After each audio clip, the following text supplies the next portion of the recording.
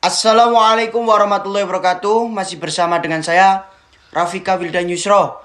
Saya mahasiswa STAI Ta'limul Khafilin semester 3. Di sini saya akan menjelaskan tentang dampak masif dari korupsi. Sebelum itu saya akan menjelaskan dulu atau memaparkan kemajuan suatu negara ini. Kemajuan suatu negara itu sangat ditentukan oleh kemampuan dan keberhasilan dalam melaksanakan pembangunan. Pembangunan sebagai suatu proses perubahan yang direncanakan mencangkup semua aspek kehidupan masyarakat. Bahasa Inggrisnya pemain apa? Efektivitas dan keberhasilan pembangunan ditentukan oleh dua faktor. Yang pertama yaitu sumber daya manusia, atau bisa disebut dengan orang-orang yang terlibat sejak dari perencanaan hingga sampai ke pelaksanaan. Dan yang kedua yaitu pembiayaan. Di antara dua faktor tersebut, yang paling dominan itu faktor manusianya.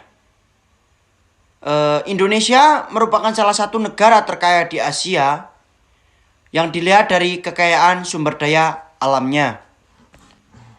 Tetapi, ironisnya, negara tercinta ini dibandingkan dengan negara lain di Asia, bukanlah merupakan negara yang kaya,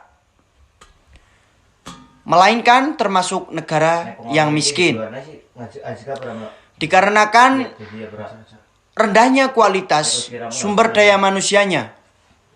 Kualitas tersebut bukan hanya dari segi pengetahuannya atau intelektualnya, tetapi juga menyangkut kualitas moral dan kepribadiannya.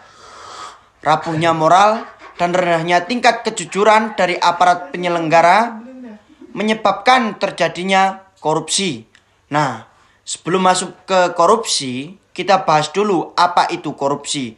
Mungkin teman-teman sekalian udah tahu apa itu korupsi dan apa itu dampaknya korupsi. Saya hanya mengilas sebagian. Nah, korupsi adalah penyelewengan atau penyalahgunaan uang negara, perusahaan, organisasi, yayasan, dan sebagainya untuk keuangan pribadi atau orang lain. Korupsi di Indonesia ini sudah tidak terkendali lagi, Bung. Banyak kasus-kasus korupsi yang mulai terkuak, tidak tanggung-tanggung. Kasus korupsi banyak melibatkan pejabat tinggi negara dan menjamur dalam berbagai kalangan.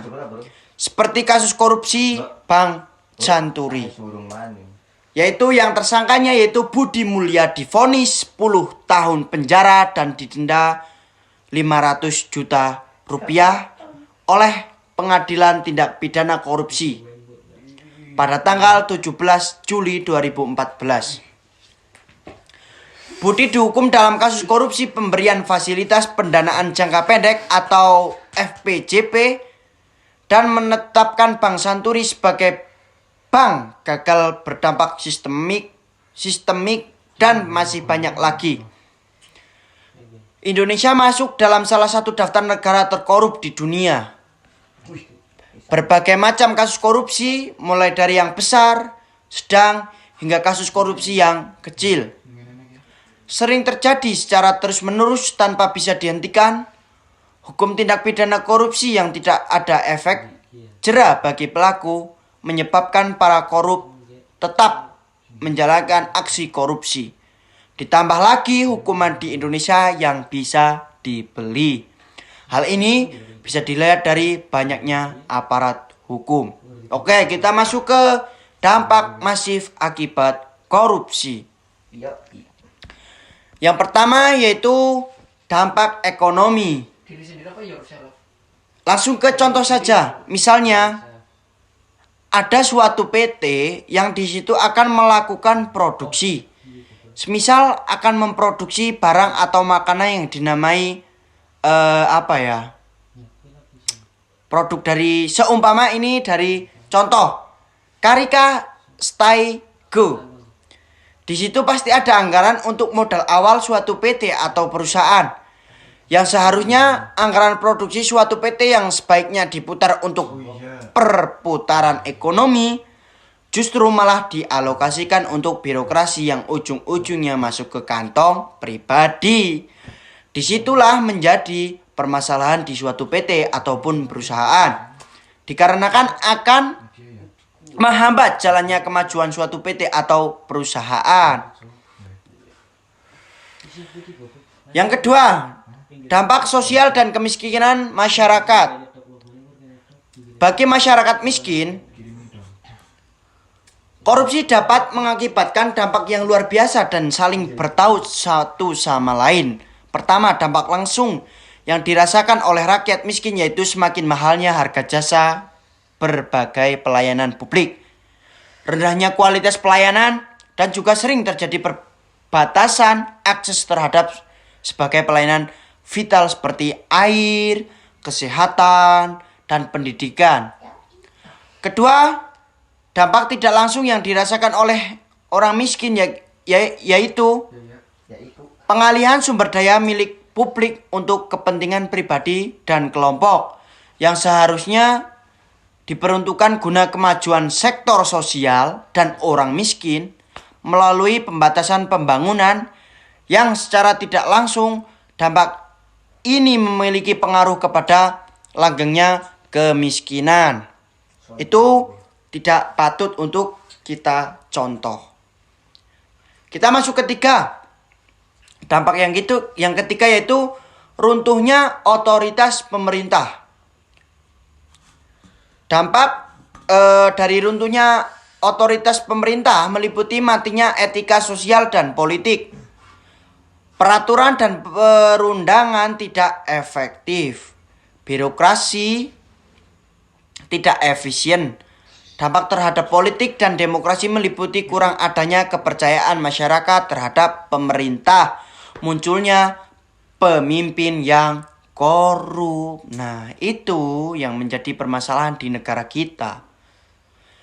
Terus kita lanjut ke dampak korupsi terhadap politik dan demokrasi. Korupsi telah menyandera pemerintahan sehingga memberikan konsekuensi menguatnya plutokrasi atau sistem politik yang dikuasai oleh pemilik modal. Hancurnya kedaulatan rakyat hingga hancurnya kepercayaan rakyat terhadap demokrasi. Nah, itu.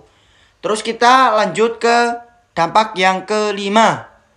Dampak terhadap penegak hukum. Korupsi telah mengakibatkan kerugian material keuangan negara yang sangat besar. Adapun dampak korupsi dalam menegak hukum adalah menimbulkan pemerintah tidak dapat menjalankan fungsinya dengan baik dan hilangnya kepercayaan rakyat terhadap lembaga negara.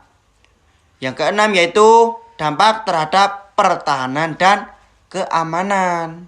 Ini juga berpengaruh terhadap dampak keamanan pertahanan Indonesia ini. Dampak korup terhadap pertahanan dan keamanan diantaranya melemahkan alutsista atau alat utama sistem senjata Tentara Nasional Indonesia dan SDM karena anggaran yang menguap sia-sia. Seringkali kita mendapatkan berita dari berbagai media tentang bagaimana negara lain begitu mudahnya menerobos batas wilayah negara Indonesia. Kalau di tahun 2021 itu masih ada dari negara Malaysia itu masuk ke perairan wilayah Indonesia.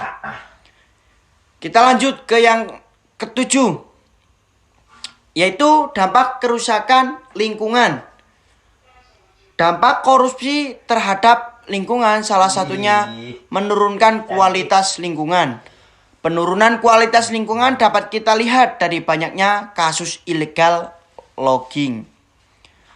Akibat perusakan alam inilah yang menyebabkan kualitas lingkungan menurun dan melahirkan masalah lingkungan lainnya.